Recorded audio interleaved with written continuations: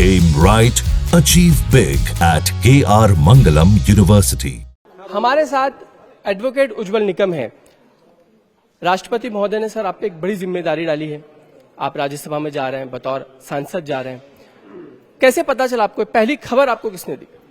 देखिए, कल मुझे प्रधानमंत्री जी का फोन आया था और उन्होंने कहा कि राष्ट्रपति महोदय की इच्छा है। उन्होंने तो पहले मराठी में बात की मुझसे, तो जानना चाहेंगे मराठी में किस तरीके से उन्होंने बातचीत किया?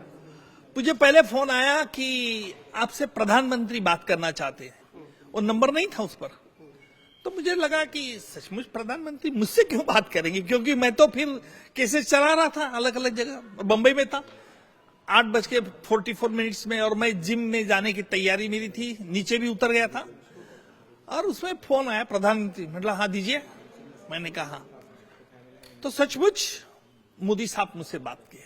उन्होंने मराठी में कहा, उज्जवल जी मैं मराठीत बोलू का हिंदीत बोलू? मैं हंसने लगा। जिस टोन से उन्होंने कहा था मैं समझ गया। बहुत प्रेजेंस ऑफ माइंड प्रधानमंत्री के मन में तो बहुत है। और मैंने कहा आप तो दोनों भाषा अच्छी तरह से जानते हो, दोनों भाषा पे आपका प्रभुत्व है।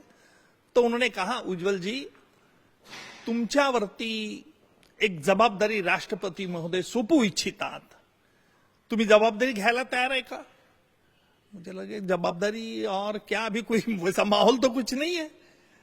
तो उन्होंने कहा कि नाही म्हणाले, तुम्हाला राज्यसभेवर घ्यायचंय, परंतु एक लक्षात ठेवा, तुम्ही ही गोष्ट कोणालाही बोलू नका. आणि म्हटलं मी बोलणारच नाही. मी घरी आल्यावर मिसेसला सांगितलं, प्रधानमंत्री माफ करा, पण मिसेसला सांगितलं. मिसेस म्हणे असं कसं म्हणे, अभी क्या वक्त है कि अभी राज्यसभा, अभी तुमको कौन लेगा, तुम तो काम कर रहे वाले. मतलब देखो फोन तो ऐसा है, प्रधानमंत्री का फोन था इतना पक्का है, देखते हैं. और आज नोटिफिकेशन निकला, आज पहले मीडिया वाला फोन आएगा, चैनल वाले ने फोन किया. मैंने कहा अरे तू पहले नोटिफिकेशन भेज, सच है क्या झूठ. गैजेट? हाँ गैजेट. उन्होंने फिर मुझे गैजेट भेजा, फिर मेरा विश्वास हो गया, हाँ ये बहुत जिम्मेदारी राष्ट्रपति मोदी ने मुझ पर ली.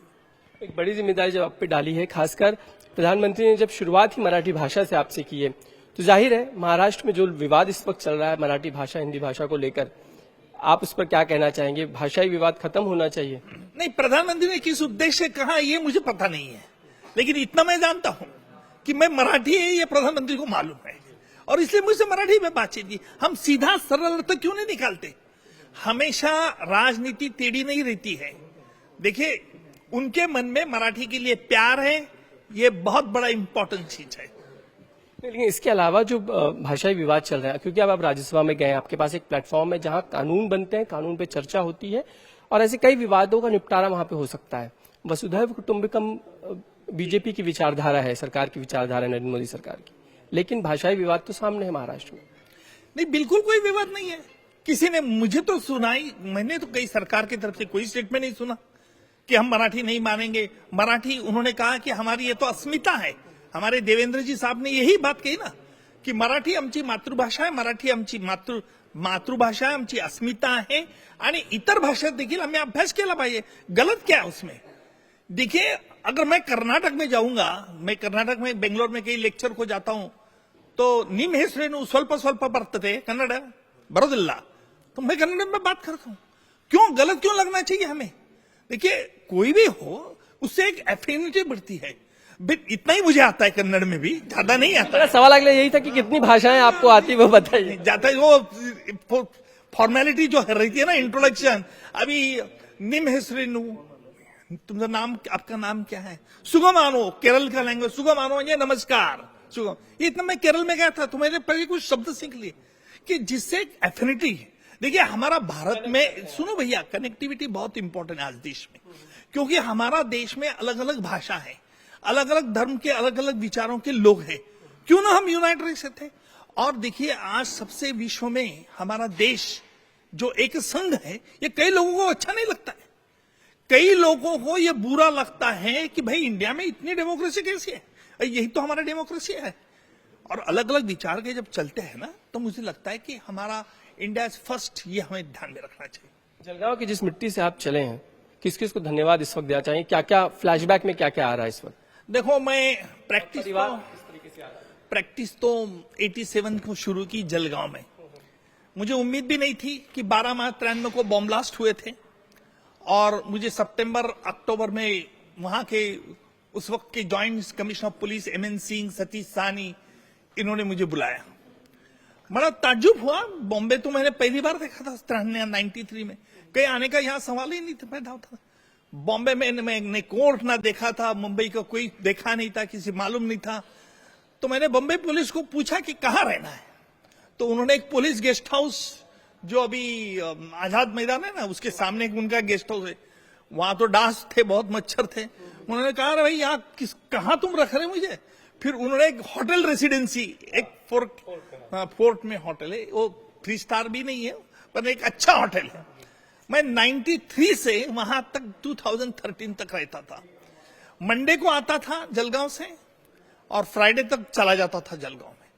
और जलगांव के आज सभी लोगों के मुझे फोन आए, उनको आज बहुत अच्छा लगा कि मैं रिप्रेजेंट जलगांव करता हूं। आज भी बंबई का होने के बावजूद भी जलगांव भी रिप्रेजेंट करता हूं, बंबई भी रिप्रेजेंट करता हूं, राज्य भी रिप्रेजेंट करता हूं, अब पूरा देश रिप्रेजेंट करता हूं। विपक्ष के लोगों के फोन आए किसी? हाँ आए, अनिल परब का जी आया था, और बाकी कार्यकर्ताओं के तो फोन आए, बाकी के लोगों के फोन बज रहे हैं, फोन उठा रहे, इतने बज रहे हैं कि मैं उठा नहीं पा रहा है। आपके साथ आपकी पत्नी भी है, जहाँ एक सक्सेसफुल व्यक्ति होता है, एक बहुत बड़ा हाथ पत्नी का होता है। सारे दिन पहले दिन से याद आना शुरू हो गए होंगे अब जब राज्यसभा में पहुंच रहे हैं। मुझे बहुत खुशी है कि सर राज्यसभा में नियुक्त किए गए हैं। राष्ट्रपति जी को, मोदी जी को और फडणवीस जी को और हमारी भारतीय जनता को सर के ऊपर जो विश्वास है, उस विश्वास को सर पूरी तरह से निभाएंगे, ये मैं पूरे कॉन्फिडेंस के साथ कह सकती हूँ। क्योंकि उनका काम करने का जो तरीका है वो वकीली क्षेत्र में जो था वही राजनीतिक क्षेत्र में भी रहेगा। वो अपने पूरा न्याय देंगे, हर बात को पूरी तरह से निभाएंगे और हमारी जनता की तरफ उनका पूरा ध्यान भी रहेगा। हमारे इनके ऊपर जो विश्वास किया है मोदी जी ने, फडणवीस जी ने, उसको वो पूरी तरह से निभाएंगे, ये मैं कह सकती हूँ। धन्यवाद उनसे बातचीत करने के लिए। कैमरामैन सागर के साथ समीर भीसे, इंडिया टीवी, मुंबई।